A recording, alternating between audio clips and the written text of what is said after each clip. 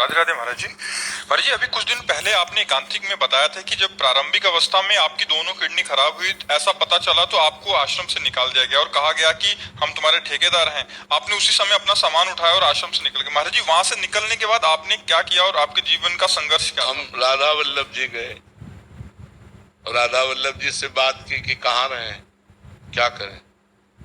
2 घंटा बैठे रहे, क्योंकि हमें विश्वास है कि हमारा बचपन से भगवान के मार्ग में रहना, तो हमने कदम कदम पे भगवान की लीला देखी है, उनकी कृपा देखी है, तो हमें विश्वास है कुछ न कुछ होगा।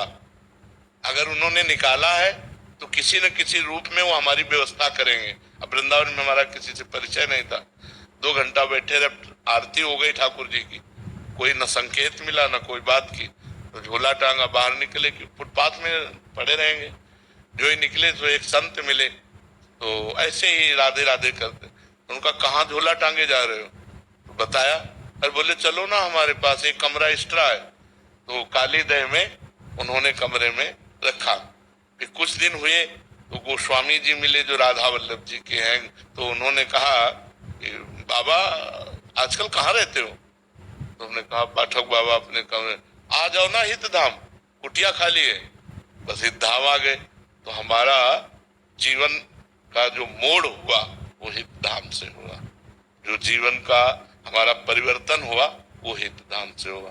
10वें वर्ष हितधाम में रहे। तो एक छोटी सी कुटिया थी, मतलब जिसमें पैर फैलाए तो दीवार इधर इधर इधर, बस एक बाथरूम जैसी, और ऊपर छत टूटी हुई और बिजली का कनेक्शन नहीं। तो जब 10-12 वर्ष हो गए, हमारा चमत्कार और सब हुआ है भगवान का हमारे साथ, मतलब तो हम आश्चर्य माना। तो स्वामिनी कुंज जो बनी थी जिसमें हम सत्संग करते थे, वो सब आपस में मिल करके सब बन गए। हमको पता भी नहीं चला कैसे क्या बन गई। और बस फिर राधा के कुंज बनी, तो धीरे धीरे देख ही रहे सब। यहाँ तक ऐसे जीवन यात्रा हुई। हितधाम तक भिक्षा मांग के खाते थे। तो वास की व्यवस्था हितधाम में जब हुई, तो वहां से जीवन पलटा हमारा। वहां से जीवन पलटते पलटते अब देखो ये जीवन आ गया कि भगवान समाज की सेवा दे दी। वैसे बैठकर बात करने का, और लाखों लोग प्यार करते हैं। तो भगवान की कृपा से जिसको कोई पानी देने वाला नहीं था, आज हजारों लोग प्यार करने वाले हैं। ये भगवान का सब दिन होत ना एक समान, एक समय वो था और एक समय ये है।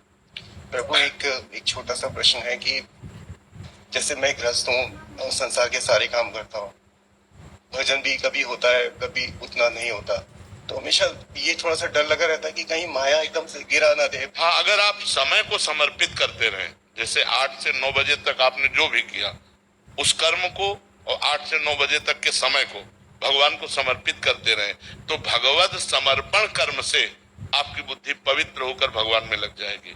जो गृहस्थ आदमी है उसका ज्यादा भजन नहीं बनता, जो हर समय माला लिए हर समय, वो कर्म परायण होता है। तो उसको चाहिए अपने कर्म भगवान को समर्पित कर दे। जैसे 8 बजे से 8 बजे तक 12 घंटे नौकरी की, तो 12 घंटे बाद हे करुणा निधान भगवान, हे जगत के स्वामी, आपकी इस सृष्टि में ये 12 घंटे काम किए, ये 12 घंटे का समय और काम आपके चरणों में समर्पित। तो ये भगवत अर्थ कर्म उसको भगवत प्राप्ति करा देगा। भगवान ने हर रास्ता इसीलिए बनाया है कि हर जीव का मंगल हो जाए। तो जो बहुत क्रिया परायण है, वो अपने क्रिया योग कर्म योग को भगवान को समर्पित कर दे, तो उनका काम बन जाए।